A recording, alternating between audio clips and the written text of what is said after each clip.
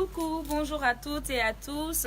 Comme je vous l'avais annoncé il y a un mois ou deux, nous allons lancer à partir d'aujourd'hui les directs de NAF sur la page NAF Nalouk. Alors, je vous avais expliqué que les directs de NAF, c'était en rapport avec la rubrique que j'avais sur ma plateforme intitulée « Ils font la mode de chez moi » où je donnais des interviews à des gens qui sont dans le domaine de la mode, des acteurs culturels et des acteurs qui sont dans l'artisanat. C'est dans cette optique que j'ai décidé de lancer les directs de NAF où nous allons nous rendre chez quelqu'un, faire un direct, vous montrer son travail, faire une petite interview et surtout vous donner la possibilité de poser des questions à ces personnes-là et d'en savoir plus sur leur boulot. Ainsi, nous pourrons faire la promotion de l'artisanat, de la mode et de la culture malienne. Alors, aujourd'hui, je suis venue chez une tata que tout le monde connaît peut-être, ou ceux qui ne sont pas au Mali ne la connaissent pas, mais vont la découvrir. Elle, c'est Tata Tetou Gologo, elle fait Tamakali. Elle a un studio. On est là aujourd'hui à son studio et on va vous montrer son atelier où elle travaille. Elle fait des bijoux magnifiques. Et ces bijoux-là sont vendus et ici au Mali et partout en Afrique et partout dans le monde. Alors, je vais vous montrer les bijoux. Je ne vais pas trop parler de Tata Tetou car elle est là. Elle va répondre à vos questions et surtout à mes questions. Et je vais vous montrer son studio. Suivez-moi.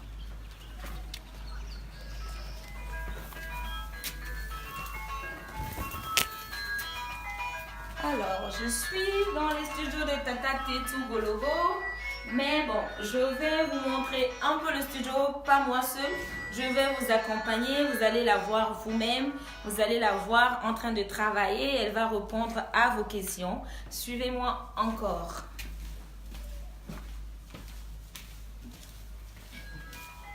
Bonjour Tata. Bonjour, sois la bienvenue. Merci. Alors, comme je l'avais annoncé, c'est le direct de NAF. On est chez vous aujourd'hui, chez Tamakali. Oui. Et nous allons un peu faire le tour pour montrer un peu votre studio, votre environnement de travail à nos followers. Ok. Déjà, soyez les bienvenus. Merci. On va commencer par où? Voilà, on peut commencer par les perles avant de venir à la fabrication. Ok. Donc là, c'est l'atelier où je travaille avec deux jeunes garçons. D'accord. Et on a là tout le stock de perles, parce que c'est important dans ma démarche de travail. Parce que je ne dessine pas, je travaille selon l'humeur. Donc le matin, je viens, je regarde ce qu'il y a, un peu le matériel, la matière première. Et selon mon humeur, ben, je me pose ici. Au studio. Voilà notre table de travail. D'accord. Voilà, il y a quelqu'un ici, moi je suis là, et puis il y a un autre ici. Et on commence à travailler.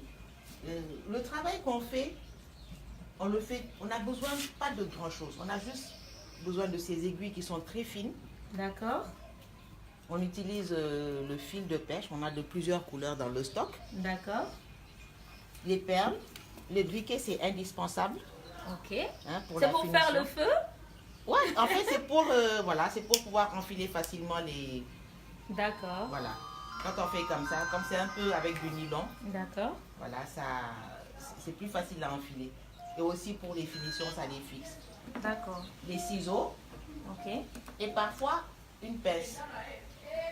Et bon, il y a quelque chose aussi dans cet atelier, bien que je ne sois pas maniga. Ok. Mais comme la chantait, oh là là, comment elle s'appelle encore? On chante Celle qui chante les Dati. Ah oui, Bako Dagnon. Bako Dagnon, comme elle chantait Bako Dagnon, ben Tiga, c'est pour tout le monde quoi. Donc nous, voilà, on a les Tiga et puis la matière première et puis on produit les choses que je vais vous montrer tout de suite dans la boutique. D'accord. On a des machines à coudre aussi parce que les bijoux Tamakali, on les livre dans des pochettes. D'accord. Et donc nous cousons nous-mêmes nos pochettes. Ok. Et aussi on fait des bijoux avec du tissu. Donc c'est pour ça qu'on a des machines à coudre. Sinon on ne fait pas de couture. Voilà. Ok. Alors on va continuer la visite. Voilà. Comme vous le voyez, il y a beaucoup de perles qui sont dans les bouteilles. Et moi je trouve ça magnifique parce que j'ai vu beaucoup de couleurs. Il y a beaucoup de sortes de perles et tout. Donc ça donne l'inspiration. C'est assez intéressant. Alors on continue la visite. Voilà.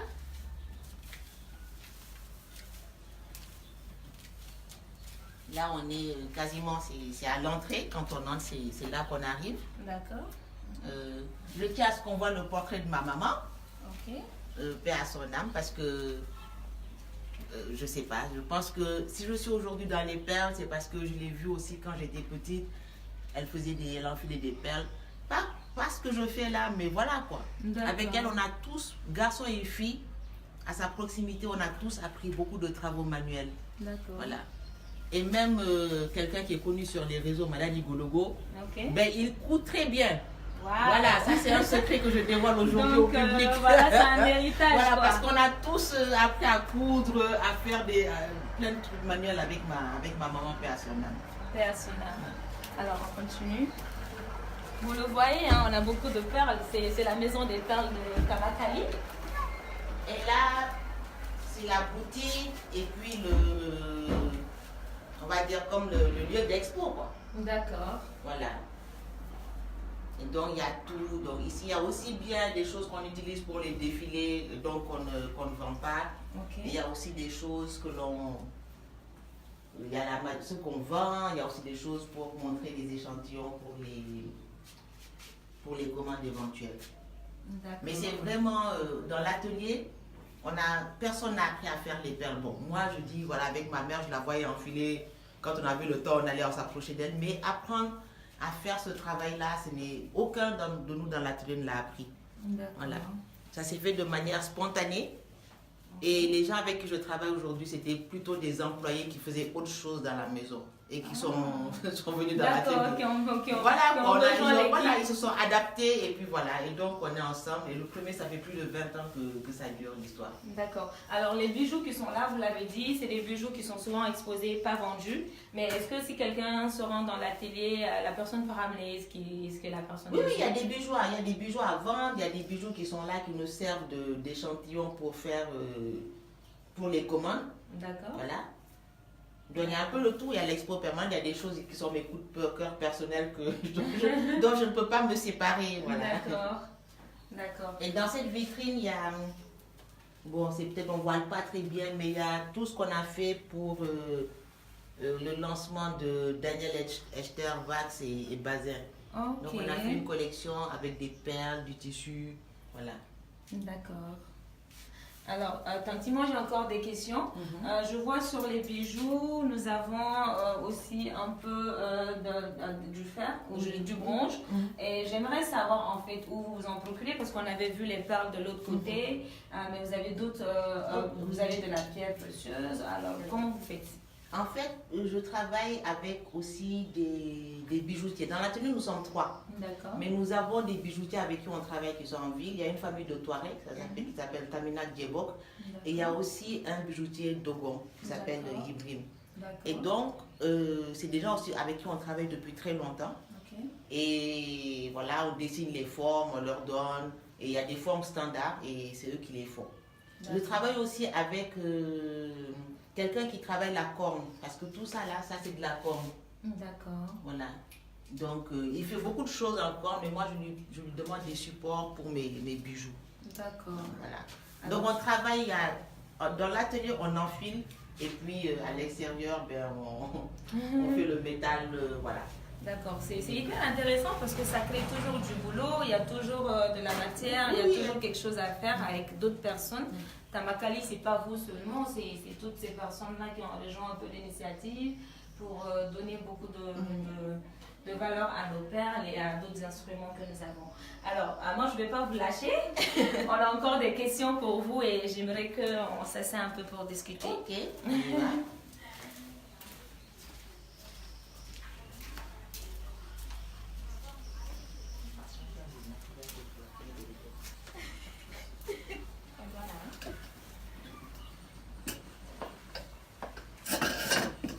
Alors, nous sommes dans l'atelier de Tata Tétou. Comme je vous l'avais dit, pour ceux qui viennent de nous rejoindre, c'est les directs de NAF.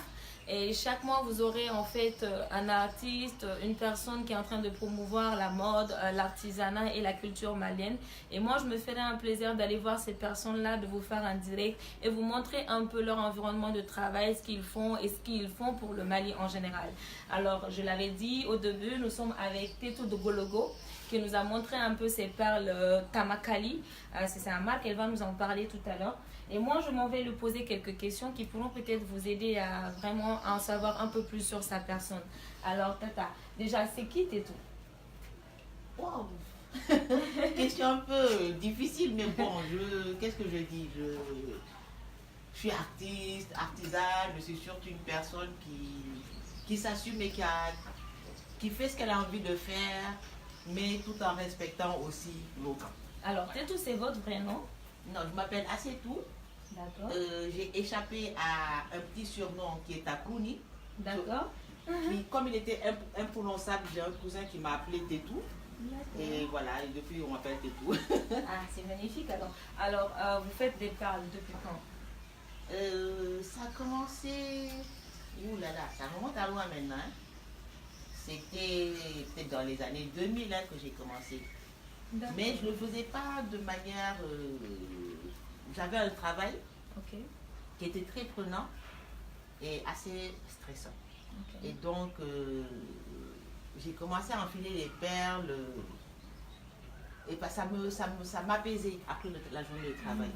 Parfois, dès que j'arrivais à la maison, j'enlevais mes chaussures, les talons hauts en général. Je m'asseyais par terre, j'avais un tapis sur le sol avec tout ce que vous voyez là. Bon, en plus petite quantité autour de moi et je m'asseyais là. Et il y a même un tonton une fois qui m'a comparé à une guérisseuse avec tous ces trucs autour d'elle. D'accord. Et ça m'aidait à me déstresser en fait. Alors, voilà, vous avez dit, en fait, j'avais une question que moi j'avais au préalable et puis que vous avez répondu. J'allais demander, est-ce que votre inspiration, comment vous faites? Parce qu'on a vu les bijoux, c'est vraiment super bien travaillé, il y a beaucoup de travail derrière et il y a surtout beaucoup d'imagination. Comment vous faites? Bon, en fait, je me dis que j'ai eu la chance, plusieurs chances. Une des chances que j'ai eues, c'est de ne pas avoir appris ce travail, ce métier. D'accord. Donc, je n'ai aucune contrainte en termes de mélange de couleurs, de matière, tout ça. Et donc, mon imagination s'exprime beaucoup plus librement. Oui. Donc, ça, c'est le côté imagination. Et aussi, maintenant, pour fabriquer, mais heureusement que j'ai une équipe qui a joué le jeu, qui joue le jeu et qui accepte de me suivre dans les délires. Hein. Vous voyez, je travaille avec des jeunes hommes, ils sont beaucoup plus patients que moi. Hein. Donc, grâce à eux, tout ce qui est travail de petite perle que j'aime pas trop faire, je peux juste dire, voilà, on va vers ça et ça. Ils le font, pendant que moi, je fais autre chose. D'accord, je vois. Alors, dans tout travail, quand même, il y a des difficultés. Est-ce que depuis le début, vous avez rencontré des difficultés qui vous ont souvent poussé à vouloir abandonner ou autre? Bon, effectivement, il y a des difficultés, surtout qu'on est dans un environnement qui ne favorise pas beaucoup certaines choses. Il y a aussi des difficultés qui peuvent être liées aussi à la personne elle-même, à ses ambitions et tout.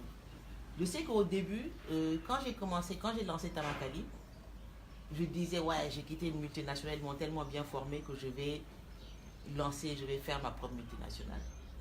Chemin faisant, avec l'expérience que j'ai eue par-ci, par-là, j'ai revu mes ambitions et de manière peut-être un peu plus égoïste, on va dire entre guillemets, et je me suis dit, ok, ce que je veux c'est m'épanouir et puis avoir autour de moi des gens qui sont épanouis. Est-ce que se lancer dans une multinationale, c'est pas retomber dans le stress que j'ai fui? Donc j'ai revu les ambitions et ça nous permet. Et surtout, il y en a eu des commandes. On ne peut pas prendre, c'est de l'artisanat, on ne peut pas prendre des certaines quantités, sinon ça casse la créativité. Et donc, à un moment, je me suis dit, ok, on va faire plus du travail d'artiste, du travail marquant. Et voilà, on va se tenir à ça. Et les difficultés qu'on a, c'est celles que tout le monde rencontre. Je peux pas, ce que je dis, je ne peux pas dire que j'ai rencontré des difficultés parce que je suis femme. Non. Non. Je pense que j'aurais été un homme, j'aurais eu les mêmes difficultés. Quoi. Et c'est lié un peu à l'environnement dans lequel nous sommes. Mais bon, ça c'est normal. Voilà. Tout le monde rencontre en fait des difficultés. Et moi, en fait, j'aimerais poser la question. En fait, ces perles-là, vous les avez du Mali ou c'est des perles qui viennent d'un peu partout? Bon, ça vient d'un peu partout, mais essentiellement, je les achète au Mali. Donc, j'achète les perles au grand marché, à Ngolomina pour les vieilles perles. Parce que là-bas, il y a vraiment des... C'est surtout les hommes qui travaillent les perles. Donc, on trouve vraiment des trésors. Et parfois aussi lors des voyages, voilà, je peux en ramener quand j'ai des coups de cœur. Voilà. D'accord. Alors, nous avons vraiment sur la page des gens qui vous encouragent. Il y a Madame Assa Gopé qu'on salue, qui a dit que vraiment vous faites la fierté de ce pays. On a aussi des bonjours de part et d'autre qui vous encouragent à travers la page. Et nous espérons que vous allez rester avec nous pour encourager d'autres personnes comme Tata Teto ce matin. Alors, j'ai encore une question. C'est de savoir, est-ce que les produits, vous arrivez à les vendre, à les écouler? Parce qu'on dit souvent que tout ce qui est artisanat, tout ce qui est fabriqué chez nous, les Maliens eux-mêmes ne sont pas intéressés, il faut les vendre chez les Blancs. Qu'est-ce que vous en pensez? Comment ça se passe? Effectivement, c'est un combat. Hein? C'est un combat. Je me souviens que parfois, il y a des gens qui viennent ici, ils regardent, ils disent « Ah, c'est beau, mais c'est pour les toits. » Et donc, moi, ce que je leur réponds, je dis, mais pourquoi vous êtes là, c'est tellement beau, je dis, mais nous, on a le droit de porter des belles choses, quoi. Et en fait, il faut sensibiliser. Les perles, ici, j'ai quand même, moi, ma clientèle, elle est essentiellement africaine. Hein? Mais j'ai des clientes de tous les pays, de toutes les races, de toutes les, voilà, vraiment toute la diversité.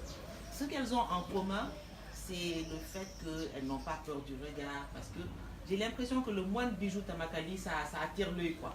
Donc c'est des femmes qui s'assument.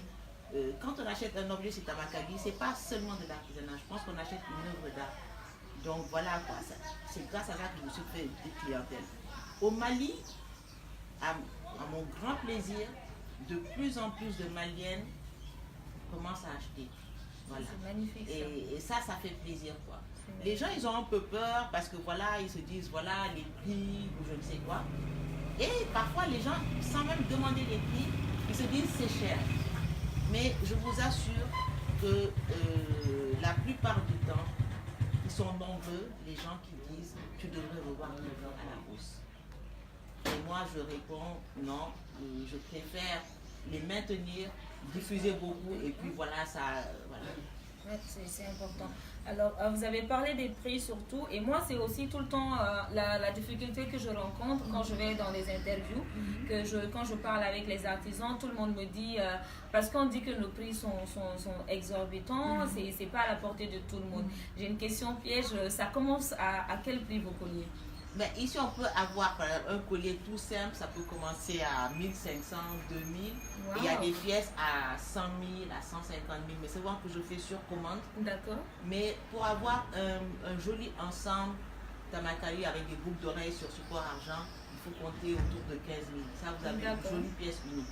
Waouh, ça c'est magnifique. Moi, je pense que avec voilà, la garantie, parce que nous, on a aussi un service après-vente, on donne une carte de garantie. Et la semaine dernière, justement, j'ai nettoyé des bijoux qui me sont venus après 10 ans. Je les ai pris des photos avant et après nettoyage et ça montre que ça tient. C'est un investissement qui est stable, qui est bénéfique, voilà quoi. Ça fait toujours plaisir, voilà. Oui, c'est sûr. Alors, il y a Tata Teto qui a glissé un message là. Elle a dit que si vous voulez vraiment porter des œuvres d'art, il faut passer à Tamakali. Il faut avoir des... Autres, hein, oui, parce qu'il y a et il faut être des femmes qui s'assument, hein, parce que voilà, pour porter des perles qui sont souvent voyants et tout, il faut vraiment s'assumer. Et moi, je pense que maintenant, ça va parce que avec l'avènement du Bogolan qui est en train de faire un boom, beaucoup de gens plongent un peu dans tout ce qui est Made in Mali, Made in Africa, et je pense que c'est vraiment à encourager. De l'autre côté, vous avez parlé un peu des gens qui vous aident, qui sont là avec vous. Est-ce que depuis le début, ça a été dur de les embarquer dans l'histoire? Est-ce qu'ils arrivent à produire eux-mêmes des pièces uniques ou il faut souvent que vous soyez là au taquet? Bon, ça n'a pas été difficile, hein, parce que le premier que j'ai embarqué, en fait, il me voyait faire les perles, il passait, et puis chaque fois, je voyais qu'il me regardait. Et donc, je les regardais, moi aussi, j'ai dit, tu veux essayer? Oui. Et donc, voilà, boum, voilà, machine. Et voilà, donc depuis ce temps-là, l'équipe s'est constituée ainsi. En général, c'est moi qui donne les modèles et tout. Mais voilà, parfois, je suis un peu paresseuse. Je dis, voilà, chacun n'a qu'à faire ce qu'il a envie de faire, quoi. Ils ont parfois des blocages, mais parfois, ils font des choses. C'est voilà. Super intéressant. Alors, et si vous aviez en fait un message à lancer à d'autres gens qui veulent vraiment se lancer dans l'artisanat, à produire des colliers, quel serait un peu le message en fait? Bon, d'abord, il faut savoir pourquoi on va se lancer dans quelque chose. Et ça, c'est par rapport à tout dans la vie. Pourquoi on veut faire ce choix. Quand moi j'ai commencé cette activité, il y a des gens qui venaient qui me disaient, voilà, on veut être comme toi. Et moi, immanquablement, je répondais, mais ça veut dire quoi être comme moi? On veut produire, et c'est des gens qui se disent, on va produire ce que tu produis. Je dis non, si vous voulez être comme moi, essayez de vous assumer et de faire quelque chose que vous aimez faire, et voilà, et d'en tirer profit. C'est surtout ça en fait. Il ne faut pas s'embarquer dans les choses parce que quelqu'un d'autre le fait. Il ne faut pas se dire que parce que celui-là il le fait, ben moi je dois pouvoir le faire. Quand on commence à ce jeu-là, ben on fausse. Parce que ce n'est pas l'amour du métier qui nous pousse à le faire, mais c'est se mettre en compétition et en concurrence avec l'autre qui le fait. Et ce n'est jamais plaisant. Ni pour celui qui se met, qui s'embarque, ni pour celui qu'il veut, voilà, qu'il essaye de suivre. Mon conseil que je donne, c'est vraiment, il faut trouver sa voie. Il faut trouver sa voie. Et dans le monde, on a besoin de tout. On a besoin d'artisans, on a besoin de docteurs, on a besoin d'instituteurs. Et tout le monde est important. On a besoin de balayeurs, on a besoin de tout. Il ne faut pas avoir de complexe, se mettre dans ce qu'on aime faire et le faire bien. Je trouve que c'est le secret du bonheur, c'est le secret de beaucoup de choses, de l'épanouissement. Voilà, en tout cas, je pense que Tata, vous devez encore faire du développement personnel parce que vous venez en fait de booster, de motiver les gens qui nous suivent, qui sont dans d'autres domaines. C'est super important quand même de savoir choisir sa voie, d'aimer ce que on fait et après on se dit que les choses vont aller pour le mieux et tout. Et moi, ma dernière question, c'est est-ce que vraiment vous vous êtes produit un peu, parce que vous faites des défilés, j'étais là quand vous avez défilé pour Daniel Echter, c'était super magnifique. Est-ce que vous faites des défilés internationaux? Est-ce que vous êtes allé un peu au-delà du Mali et comment ça s'est passé? Oui, j'ai fait des défilés un peu. En général, voilà, quand il y a un défilé, c'est comme me disait une amie. Elle me dit, ouais, mais toi, tu as de la chance parce que tu n'as pas de concurrence. Ben, les gens, ils aiment bien. Ça fait une petite touche dans certains défilés. Ça fait une petite touche, voilà, un peu épicée. Le premier défilé que j'ai eu à faire en tant que créatrice de bijoux, c'était à Ouaga. Voilà, c'était à Ouaga avec une jeune dame à qui je passe le troupeau. Et après, j'ai fait des défilés au Sénégal, j'en ai fait au Bénin. Là, c'est un peu une colle, parce que j'oublie un peu les choses, mais j'ai fait des défilés un peu partout. Voilà. Et aussi, parfois, je suis quelque part et il y a un événement qui se passe et quelqu'un y voit et se dit « Ah, mais j'ai besoin de tes trucs » et donc, ça m'inclut dans le défilé. C'est super intéressant. Et comment est-ce que vous arrivez à acheminer vos produits? Parce que je sais que vous vendez à l'extérieur et il y a beaucoup d'artisans qui ont fait ce problème-là. Comment envoyer les produits qui ont été commandés? Est-ce que, parce que DHL, c'est pas à la portée de tout le monde. Comment vous vous y prenez? Ah, je vais dire un truc que je dis depuis des années, c'est que s'il y a quelque chose qui marche très bien au Mali, c'est la poste. Ouais. C'est la poste. Moi, quand je dois faire des expéditions, je n'ai pas essayé sur l'Afrique. D'accord. Voilà, non, pas sur l'Afrique. Mais à partir de la petite poste du quartier là à Corofina, j'ai envoyé des bijoux jusqu'en Jamaïque, aux Bahamas, et qui ont été reçus. Waouh! Est-ce que vous attendez? Il y a des bijoux maliens qui sont en Jamaïque, aux Bahamas. Waouh, vraiment bravo, Tata. J'ai envoyé jusque là-bas et les gens, ils ont reçu. Wow. Hein, c'est la poste elle fonctionne. Maintenant, il y a un numéro de suivi qu'on peut suivre sur Internet. Les choses qui marchent, il faut en parler. Donc, pour les petits paquets, j'utilise la poste ici. Et quand c'est une commande, par exemple, pour une boutique, je vais au colis postaux et je vous assure que les choses se passent très bien. Wow. Eh ben, je pense que beaucoup de gens n'étaient pas au courant parce que la plupart du temps, on se dit que ça ne marche pas à la poste, on ne peut pas suivre, on perd le produit. Et je pense que c'est intéressant que les artisans qui nous suivent se disent que désormais, vous pouvez envoyer vos colis, vous expédier par la poste et c'est efficace. Et Tata nous rassure qu'il y a même des suivis que vous pouvez faire. Mais moi, vraiment, il y a autre chose aussi, okay. Parce qu'on ne va pas parler, il y a la poste. Il y a aussi les transporteurs routiers, parce que ça c'est des pistes que je donne. Oui. Donc les compagnies de voyage, donc dans la sous-région, les cas, il y a des gens qui, j'ai aussi envoyé dans ce cas-là. La première c'est le client qui m'a dit de donner à telle compagnie. Donc ça aussi, ça marche, ou bien on passe par les amis, des choses comme ça. Oui. Voilà.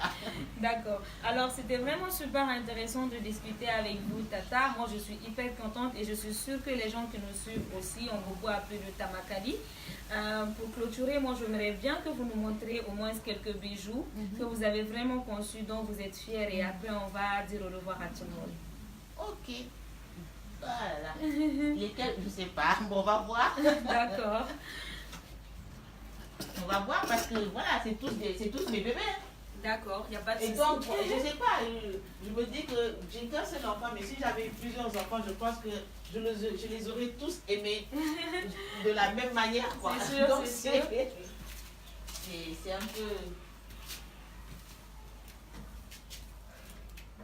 Alors, je ne sais pas. Ça, c'est un des derniers que j'ai fait. Ok.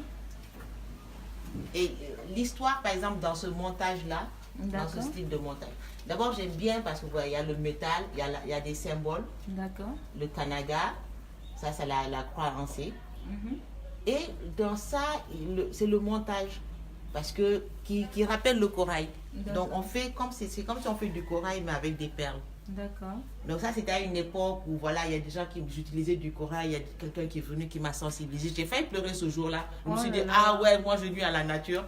Et après il y a une dame qui passait à Bamako et qui avait cette technique, une Française. D'accord. Et qui cherchait à qui la transmettre. D'accord. Il y a des choses comme ça qui arrivent dans la vie. Elle a fait le tour de plusieurs ateliers. Ok. Et elle a atterri ici. Elle a été contente que nous soyons prêts à jouer le jeu. Et donc voilà, si on a appris à faire ce montage-là, avec une dame, une Française qui était de passage à Bamako. D'accord. Sinon, les coups de cœur, Juste quelques-uns. Les coups de cœur. Tata, elle est confuse, hein? Ah mais oui, je suis confuse. Mais peut-être qu'on va parler on va pas de coup de cœur, mais on va parler de cette partie-là. D'accord. Où on voit réellement beaucoup de colliers aux couleurs du Mali. D'accord. Vert, jaune, rouge. Oui. Voilà. Ça se voit. Voilà, donc il y a ça, c'était un petit message. Donc quand vous avez les artistes, voilà, on a besoin parfois de petits chocs pour créer, pour avoir certaines choses. Et quand il y a eu les événements, les derniers événements au Mali, là, en 2012, je me suis dit, ok, je vais produire du vert, jaune, rouge jusqu'à ce que la situation au Mali se résolve. Ça, c'est vraiment des délires d'artistes, je vais dire. Wow. Donc, j'ai commencé pour chaque modèle, pour chaque chose, je faisais systématiquement du vert, jaune, rouge, du vert, jaune, rouge. Et je me suis dit, à la fin de la crise, on va faire une belle expo et montrer comment voilà, on a traversé tout ça. D'accord. Bon, le temps faisant, et puis on doit vivre. Et puis, c'est pas tout le monde qui va acheter du vert, jaune, rouge tous les jours. On fait parfois du vert, jaune, rouge, ça reste comme ça, quand même, comme des sortes d'archives. Et sinon, on fait autre chose, quoi. Voilà. D'accord. Alors, nous allons... Un de nos modèles aussi qui est vraiment un coup de cœur, ça, c'est ce modèle-là. Ça, on va dire que c'est ça qui nous fait vraiment vivre, quoi. C'est magnifique. Voilà.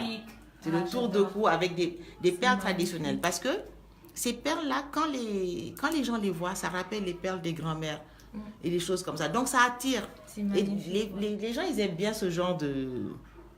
Donc, ça se vend bien. Hein? Oui, mais ça c'est des choses qu'on vend pour les cadeaux, les choses comme ça. Les gens viennent prendre ça, ou bien aussi ces modèles-là. Mais on est dans les délires totaux, hein, parce que voilà, il y a des ceintures, il y a une jupe en perles ici. Waouh! Ah oui. Ça, c'est vraiment... C'est des délires donc qu'on fait, voilà. Waouh! Une jupe en perles. Ah, ça, c'est une jupe en perles. Magnifique. On va dire ça se porte comme une jupe. Après, c'est pour, vous voyez quoi, selon la tenue. Oh là là. En fait, c'est pour se sentir, le jour qu'on a envie de se sentir... on se sent unique en fait. Voilà, le jour qu'on a envie, voilà, et puis on porte ça. Wow, et ça, c'est la petite robe en perles. Ça s'enfile comme une robe. Et ça va un peu déranger. Je vous aide. Je vais mettre ça là. Attends. Donc ça, l'astuce, il faut porter on porte une robe. D'accord. Et on enfile ça. Oh Devant, derrière, on a les broderies, on a... Vous voyez, c'est... Oui, oh, je suis amoureuse de ça. J'adore ça, c'est vraiment joli. Voilà. Ça, c'est des modèles. Bon, là, j'en fais plus trop, hein, sauf sur commande. Par exemple, ces trucs comme ça, parce que c'est devenu... Il y a beaucoup de gens qui se sont inspirés de ça. Oui. Mais... Ben, je vais dire quelque chose, j'espère qu'ils ne vont pas commencer. La coupe asymétrique comme ça, là, non, personne n'a encore. Pas encore. D'accord. Mais en fait, nous, l'astuce, c'est pour ça que vraiment, j'ai les garçons là qui travaillent, qui me suivent. C'est que la difficulté du travail, la différence avec les autres, vous voyez, on a une perle comme ça, une perle comme ça, une perle comme ça, une perle comme ça. Ouais. Ce n'est pas quelque chose qui se fait en vrac. Il faut vraiment de la patience. On fait des petits tas de perles sur la table et puis on fait des montages, c'est séquentiel. Donc ça fait un effet qu'on ne trouve pas ailleurs, quoi. Alors voilà, c'était un plaisir d'être avec vous aujourd'hui, Tata. Pour tous ceux qui nous suivent et qui ont pris le train en marche, je suis aujourd'hui avec Tata Tetou Gologo, qui est vraiment derrière tout ce qui est Tamakali, les toiles Tamakali. Et c'est vraiment un plaisir pour nous parce qu'elle se vend au Mali et elle vend encore l'image du Mali dans toute l'Afrique et dans tout le monde. Et pour ceux qui ont suivi l'interview, elle a même dit qu'elle a envoyé des bijoux en Jamaïque. J'étais étonnée parce que là-bas, quand même, vraiment, c'est hyper reculé. Et c'est un plaisir. Et au Bahamas, oui. Alors, voilà, et au Bahamas. Donc, du coup, on était avec Tata Tetou. C'est vraiment gentil de nous avoir reçus pour le tout premier numéro des directs de NAF. Et nous espérons avoir d'autres directs, avoir d'autres artisans aussi inspirants que Tata Tetou. Alors, c'est quoi votre mot de revoir? Ben, déjà, c'était très gentil d'avoir pensé à nous. Hein, on a été très contents de vous recevoir. Vous êtes très, très sympathiques. À tous ceux qui vous suivent, ben, je peux que souhaiter beaucoup d'amour, de paix. Et ça s'obtient vraiment en faisant la paix avec soi, en faisant ce qu'on a envie de faire. Beaucoup de bonne continuation à tous. À toi, Mariam, vraiment pour toutes tes initiatives par rapport à la culture, parce qu'on a besoin de gens comme toi pour diffuser notre travail, pour montrer qu'on est là, qu'on existe, qu'on se bat. Merci. Et ton combat est le nôtre. Voilà, merci beaucoup. Merci et bonne continuation. Et voilà, merci à vous de nous avoir suivis et je vous donne rendez-vous le mois prochain pour d'autres directs de NAF. À très bientôt. Voilà, merci.